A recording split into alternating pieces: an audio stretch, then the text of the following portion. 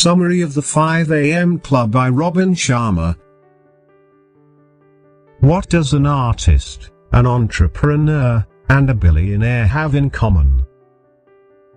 They all start their mornings at 5 a.m. Introduction. What's the secret to becoming a billionaire? There must be one, because if we all knew how to get there, surely everybody would have $1 billion by now. But the truth is that there is no singular secret to success. Everyone employs different methods on their road to achieving their dreams. And in the case of one very successful billionaire, that secret was starting his day at 5 a.m. In fact, he was so confident in this method that he attributed all his success to that one simple practice instead of his natural business acumen or the hours he'd invested in his company. And fortunately for you, it's not a secret. Through the course of this summary, we'll learn how to join what he called the 5 a.m. Club and why it can revolutionize your life. We'll even take a look at some interesting facts like, number 1. Why slowing down your brain is so important. Number 2. Why early mornings are key for jump-starting your day. Number 3. What a successful morning routine looks like. Chapter 1. The 5 a.m. Club. For the purpose of this summary, let's imagine a group of people, and let's say their roles are similar to those of the members of the Breakfast Club. We have an entrepreneur who feels his life lacks purpose. We have a frustrated artist who's trying to spark their creativity. And last but not least, we have a billionaire mentor, a wacky character with some unconventional success secrets to share. So, let's say they all meet at a professional conference which centers around a keynote speaker known as the Spellbinder, a business guru renowned for his ability to captivate audiences and impart life-changing success tips. So, following the keynote speech, the billionaire approaches our artist and entrepreneur in disguise. Rather than dressing like a billionaire, he was, in fact, severely underdressed for the occasion. But this too was part of a calculated strategy, to remind himself and others that money isn't everything and that you can't judge someone's wealth or worth by their appearance. He often dressed as though he was very poor indeed. Given his appearance, you can imagine the others' surprise when he told them that he'd made a fortune by following the Spellbinder's advice and that the Spellbinder was actually his personal mentor. Already intrigued, the two listened as he told them how the Spellbinder had taught him that many people want extraordinary things to happen to them, but that truly great people understand they can create those extraordinary events themselves. So, when he told them that the key to unlocking an extraordinary future lay in one tip that was more important than anything else, they couldn't wait to find out what it was.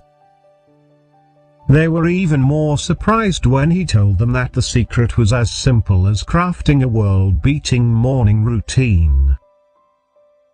But when the billionaire offered to teach them everything he knew the next day if they met him at 5 a.m., they jumped at the chance.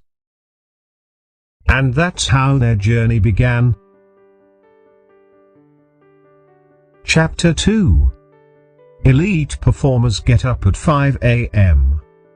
Like most of us, our artist and entrepreneur weren't used to getting up that early in the morning, and they listened blearily as their new mentor told them that getting up at 5 a.m. had taught him to break free of the mediocrity that so easily ensnares people. He also informed them that rising at this hour had enabled a number of successful people to revolutionize their productivity and rise to the top of their game, including such notable greats as Mozart and John Grisham. Here's why it works. We all have a limited amount of mental energy for each day. Think of it as your cognitive bandwidth. That limited bandwidth gets occupied by a variety of conflicting sources throughout the day. From the moment you wake up, everything from your job and your relationships to the news and social media are demanding your attention. These constant demands leave us feeling pressured to multitask, ping-ponging our attention back and forth from one thing to another, so that our ability to focus on one consistent thing is severely weakened. But by lunchtime, we've already been inundated with so many demands that our ability to focus on anything is almost depleted. But starting your day at 5 a.m. effectively hotwires your brain so you can maximize your focus. That's all thanks to the concept of transient hyperfrontality. Put simply, this means that when you wake up at 5 a.m., your brain's prefrontal cortex, which processes rational thought, is temporarily impaired. So if, like me, you typically start your day being plagued by worries, doubts, and fears, one advantage of getting up at 5 a.m. is the ability to temporarily silence them.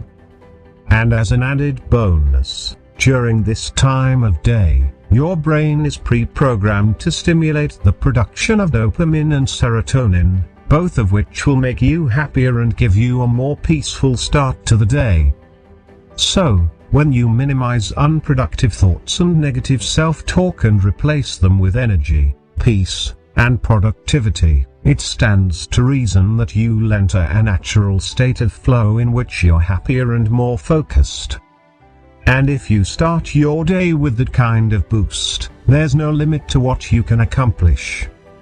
But if that's not enough to convince you to forego a few hours of sleep, you might also want to consider this. If you want to be at the top of your game and class yourself amongst the top 5% of the world's elite performers, you have to be willing to make commitments that the other 95% of the world aren't willing to make. And most people definitely aren't willing to get up at 5 a.m. So, if you want a huge competitive advantage, this is a great way to get ahead. Chapter 3. How to be a history maker. There are people who accomplish things, and then there are people who make history and become household names. The latter category is comprised of people who set records, break boundaries, and make contributions so significant that they are immortalized through their success. But what's the difference? And what determines the type of success you have? According to our Billionaire Mentor, a history maker is defined by their 4 areas of focus. The first is their ability to capitalize on their talents. This doesn't mean that they're the most talented people, but rather that they make the most of what they have. So, instead of comparing your gifts to someone else's and assuming you don't have what it takes, capitalize on the talents you do have and use them to make a difference. The second key area of focus is the ability to free yourself from distractions. This is especially vital because it's probably the number one problem that holds people back. And whether your distraction comes in the form of social media addiction or a toxic relationship that drains you of your energy, neither of these distractions can remain in your life if you want to be a winner. So, to cultivate a winning worldview, it's crucial that you focus, simplify, and concentrate. Start by eliminating multitasking from your life and become a purist instead, devoting your attention only to a few key projects instead of spreading yourself thin between loads of little tasks throughout the day. It's also vital that you eliminate distractions, so take an aggressive spring cleaning approach to the mental clutter of your life. Turn off notifications when it's inhibiting your focus. Cancel activities that don't add joy and value to your life. And most importantly, give yourself a distraction-free hour to jumpstart your day by joining the 5 a.m. club. Thirdly, it's also important to understand the power of day stacking. Put simply, day stacking means that accomplishing a few small tasks each day is more important than doing a couple of big things once in a while. So, work on strengthening one small skill or ability a little bit at a time each day. If you want to get on top of your email inbox, cultivate a better daily routine, or improve your performance in a few little areas, this is the perfect way to do it. And last but not least, the final key area of focus for history makers is practicing personal mastery. This concept is based off psychologist Anders Ericsson's theory that a person must invest 2.75 hours of daily practice in a skill before they reach the level of elite mastery. So, if you want to master yourself and truly become capable of orchestrating a successful future, invest the first 2 hours of each day in working deeply on yourself, your mindset, and your attitude. Chapter 4. Your 4 Interior Empires. If you've ever attended a professional conferences, chances are that you, like our artist and entrepreneur, have frequently heard that you should work on your mindset.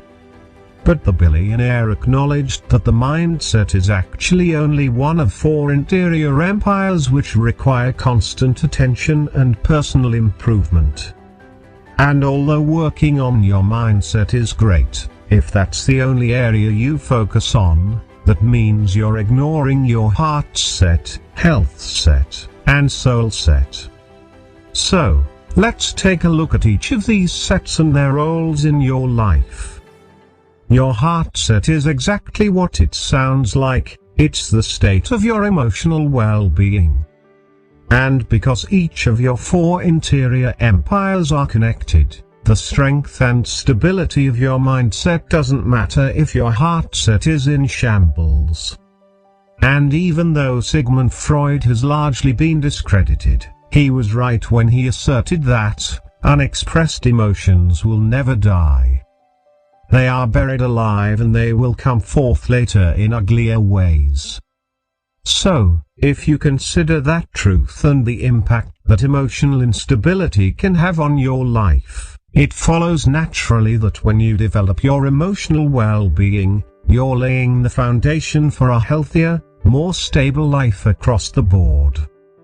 Your health set is also important because, as you might imagine, you're pretty limited by what you can accomplish if you're in poor health. So, commit to your future success by taking care of yourself in the present and make a commitment to boost your health and productivity by pursuing exercise. The physical and emotional benefits of exercise are well documented, but it doesn't hurt to be reminded that exercise can increase the flow of positive hormones and reduce stress, both of which can greatly benefit your personal life and career. And last but not least, it's crucial that you also focus on your soul set. Think of your soul set as your spirituality or what keeps you centered. By focusing on your soul set, you'll be able to connect with the truest version of yourself and relinquish your ties to the temporal and superficial elements of everyday life. Getting up at 5 a.m. can help with this too, because this early start will give you a window of clarity and opportunity which you can use to reflect on what you have to offer the world. Chapter 5.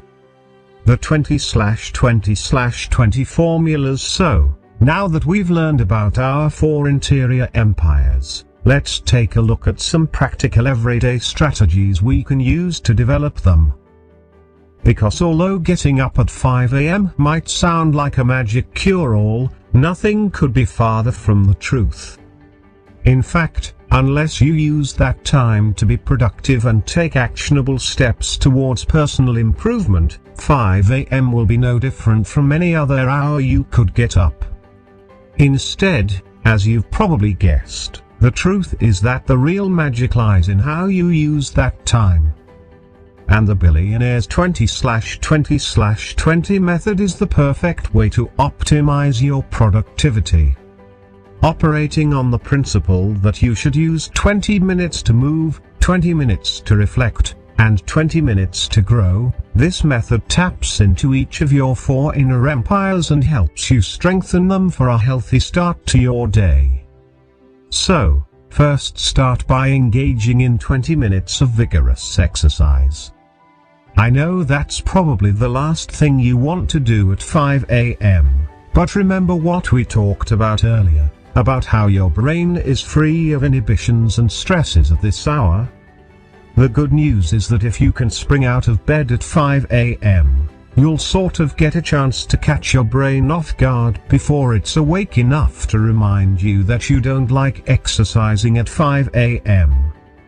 So, take advantage of that opportunity and concentrate on moving vigorously enough to really work up a sweat. You want to specifically ensure you're sweaty because sweat decreases the cortisol, or fear hormone, in your brain and generates the protein BDNF, which promotes the formulation of new neural connections. This means that just 20 minutes of active sweating can actually program your brain to think faster, which will enhance your productivity for the day. Once you've done that, use the little window of time between 5:20 to 5:40 a.m. as a time of deep reflection and solitude. Before your day is flooded with conflicting pressures and distractions, take a few moments to reflect on what's most important to you and use this time of reflection to center your focus on your top priorities. Once you've taken about 10 minutes to reflect, use the remaining 10 minutes to write your thoughts down in a journal. Document your ambitions, fears, frustrations, and the things you're grateful for in a journal. As you do so, envision yourself surrendering these stresses to the paper and removing their weight from your own heart and mind. After you're finished writing, use your remaining few minutes to meditate. Studies show that meditation also helps to reduce fear, so if you start your day by engaging in activities that decrease your fear hormones, you'll have a doubly fearless start to your day. Meditating on the new insights you've gained through your reflecting and journaling can also help you to feel calmer and more centered, and you'll be able to carry this sense of peace with you throughout your day. Now it's time to use the last 20 minutes of your morning's first hour. This is the time for growth, so take these 20 minutes to learn. Whether you're listening to a podcast that stimulates thought, reading a biography, or learning something new about business, psychology, or innovation, you can tailor your learning experience to the interests that most benefit you and your career. Keep in mind that every successful history maker is also defined by their love of learning and commitment to growth. So dedicate yourself to spending 20 minutes of each morning in pursuit of knowledge. So, there you have it. This method not only provides you with a ready-made perfect morning routine, it also shows you how to unlock the full potential that's accessible to any member of the 5 a.m. club. Chapter 6. Embrace sleep. A system which asks you to get up at 5 a.m. probably doesn't sound like one which prioritizes sleep, but in fact, a good night's sleep is integral to achieving life-changing results with the 5 a.m. club. Because, as the billionaire explained to his new protégés, research has shown that sleep is one of the key factors at play when it comes to predicting life expectancy. And how you spend the last hour of your day is every bit as crucial as the way you spend your first. If you're like pretty much everybody today, you know that whether you're a working professional, a student, or a parent, we're all sleep deprived. Studies show that technology can be pinpointed as the primary source of our sleep deprivation, especially given that the blue lights produced by our phones and TVs, our favorite devices to look at before we go to sleep, produce melatonin, which is precisely the chemical that promotes sleep. So, in order to cultivate healthy sleep patterns, leading sleep research advocates disconnecting from your tech devices no later than 8 p.m. Doing so will help you achieve a better quality of sleep and feel truly well rested by your 5 a.m. wake-up time. However, sleeping isn't the only way to rejuvenate yourself. Another great strategy the billionaire recommends for maximizing your performance is something called the twin cycle of elite performance. Here's how it works. Rather than burning yourself out with prolonged periods of frantic productivity where you try to accomplish everything that needs to be done, oscillate between periods of passionate work and deep renewal to bring balance to your life. By intentionally dedicating your time to relaxation as well as work, you're recognizing the value of mental health and optimizing your potential. And as you make active efforts at self-care, you minimize the potential for burnout, thus giving yourself room to grow in both a performance phase and a recovery phase. However, that may be difficult for some of us to accept.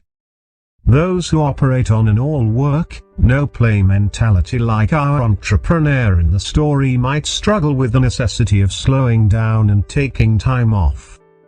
We might even feel guilty when we're not working, as if we're using our time for less worthy things. But if we remember the value of tending to our interior empires, we can recognize the necessity of balance and cultivate a healthier life.